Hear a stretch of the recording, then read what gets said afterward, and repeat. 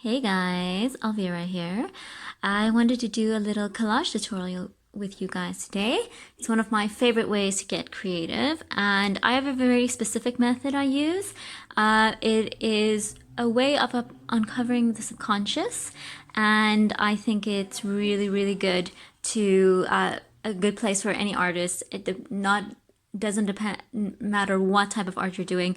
Start with this. It's a nice place to kind of work from. Even if you don't use it as a finished artwork, it's a nice place to kind of see the things that your mind is dwelling on.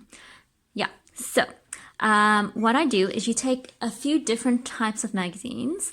So you can take fashion magazines, you can take Time magazines. I'm just showing you a few of the things that I have here. I've got some French ones here. Porter's always really nice. Harper's Bazaar,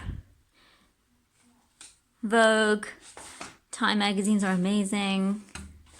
Cosmo, I find they don't always have the type of things I like to cut out, but you know, it just depends on what you're doing. National Geographics are a gem. And I also have these really interesting little history magazines. They're very old. It's also a good idea to get some interior decor magazines. Then you have a nice variety of things to work from, because the main aim is to make strange. So you want to have a few different things that don't fit together, and you're going to make a story with them. So I like to tell story and make strange. Some people might just like to compare things. You might like to, basically the three things that I'm thinking of now: storytelling, making strange, comparisons. All really good ways of collaging. You might even just like certain colors and want to create a work from colors. But then you'll still have to decide why you're doing it, and that might be a different type of collage then. This is to uncover a subconscious, so this is what we're gonna do. You're just gonna look through them, react to anything that appeals to you in some visceral way, and then you can either tear. I love just taking a standing knife and really cutting them really well, because that creates a very nice clean cut, but there's no wrong or right way to do this. I have a few things here that I'm going to show you, and I have one kind of planned out. It isn't always about planning out, it's kind of just reacting to see what fits together, but you'll see that now as we go along. Okay, so, and I actually have a big stash of things that I've cut out that I use very often and I go back to. So even if you cut a lot of things out and you're not using it all, keep it, you'll use it at some stage. So my main thing that I've wanted to do is this lady. Now this is where my white page comes in. Let me show you what's going on here. Okay, so I saw this lady, this model, and I think she's quite striking. And then I saw this thing, thought that was very interesting. But I wanted to do, it's very military, it's armor, but I want to soften it up. So that's where a contrast, a juxtaposition is coming in. So I've added this arm. And I'm not going to do the whole body. I feel like that says enough. And then I saw this. And I really like that texture. This is kind of reminding me of Vermeer. It's kind of the Dutch painting when they had overthrown the Catholics and had decided to do their own thing, and they were doing very banal scenes and often did things they had in their homes, and this is kind of the style of the jugs and stuff that is present in their work. Then I also saw this this mirror, and I always love mirrors. I'm always drawn to it. Don't know what that says about me, but that can be unpacked maybe at some stage. And so my first initial thing was these three things. Then I kind of wanted, okay, I want to put something in the mirror, and I also want something on the side here. I want to move this down because I also, for some reason, I like to align things sometimes, and I want to align this with kind of like the top of that hip there. Maybe I can use a bigger page at some stage, but sometimes confining can be good as well. Okay, so now I had a few different options. I found this guy, which I thought was quite cool. Or this guy, which is quite interesting. I think what it's saying, both of them are quite loaded. Okay, and then I really loved, I first thought maybe this woman could be interesting, and maybe for a different piece it could work, but I thought the color was a bit too jarring for me, and I found this one more pleasing. So I made a little slit there.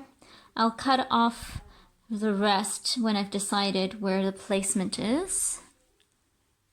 So I'm gonna go do that. And then maybe have this guy over here. Maybe if I can, I would maybe do it a little bit far off. But I think that's quite interesting as a piece. Now there's other options I had. I also cut out this, which maybe could have been put in the mirror. I don't know. Or I could even put it at the front. But there's often a thing that you don't want to overdo it, especially if you want to make the more finished works. Don't overdo this, because it can become a pizza. And you do want it to be a little bit pared back, a little bit tight, and to say something and not be just verbal diarrhea or visual diarrhea then. I'm enjoying, especially in terms of color, this guy more. This one I'm going to take away. I'm not sure about this. Maybe it's also too much. And then there's also this. So maybe it's like mother, child, jugs, milk, goat. I'm not sure. Also not quite feeling it. Some other options I had were these men running off onto the side. Although I do think having the one figure is better. Or there's this guy on a horse. If I cut that out and put that there, could be interesting. Maybe talking about a classic fairy tale. But it's not what I want to do right now.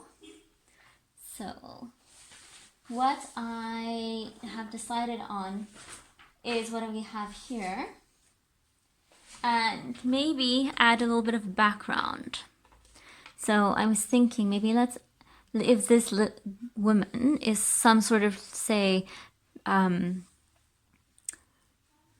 royal figure, because she has a certain look on her face that does like, I'm in charge. And maybe we can have this as a background.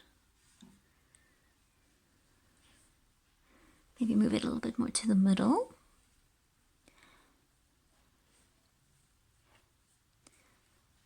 Have that there. And put that there. Okay. I liked the hand in the waist. And I also quite enjoy this space. Oh, there we go. This space in the middle, and then there's things showing through it.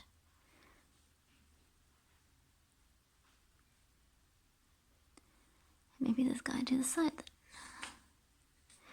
Now maybe I can cut away the trees if I wanted to.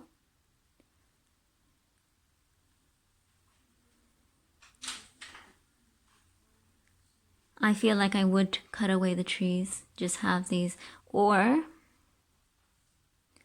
it's all about playing around. Don't be too precious about anything. If something needs to change, it needs to change.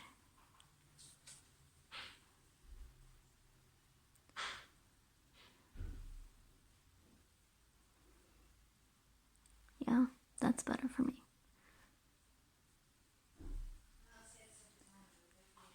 There we go. That. And then that. And I would cut away the rest there. And I might use this as the basis for another piece, or as is. But now would be the time to make sure you know where you want things, and then take your glue. I use a water-based varnish to glue it down, but then also over everything. And that makes a lovely finish. I'm going to show you guys the result when I'm done. Okay guys, so I finished the collage.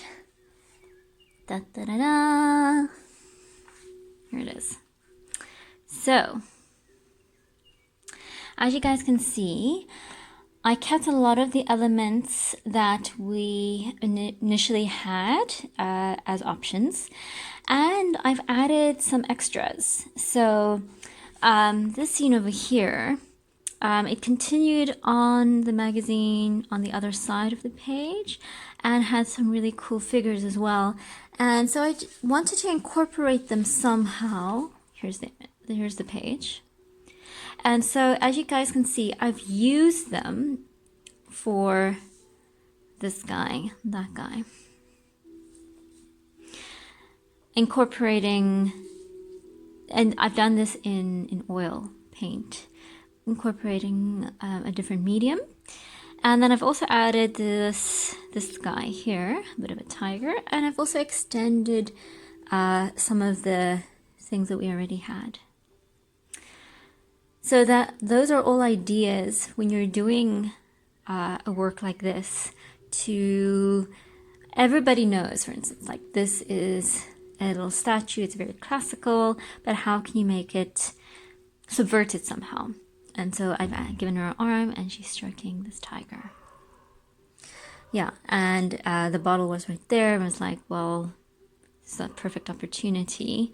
And she is quite regal and very kind of a little bit pompous, and so maybe subvert that by having her hold the bottle, maybe a little bit more like a not, so that can kind of, it's kind of like between this regal person and somebody from Vermeer's woman pouring milk woman. So because this is very Vermeer inspired in a way. And there's the castle behind her suggesting that she is from wealth and that she's important, and she's wearing this armor suggesting she's a warrior, but then she's also holding on to this stuff, which is indicative that she is also a worker of some sort. So, and I think that's something that contemporary women often are, encompassing quite a few roles. And then I think the message that's coming through here can we can interpret in different ways. I like it to be open-ended, and I think where everybody's coming from will influence what they equate to it and what they read into it. This guy with his hands on his head, and then these people running away. Besides the fact that there's a tiger over here, there's some sort of danger, some sort of tragedy. Although these guys don't necessarily look all that worried, maybe, I mean, this guy looks quite joyful, maybe. I don't know. Is it because this woman is encompassing all these roles? I don't like to play that card too much, but it's an interesting scenario, I suppose. Maybe there's something else that he's lamenting.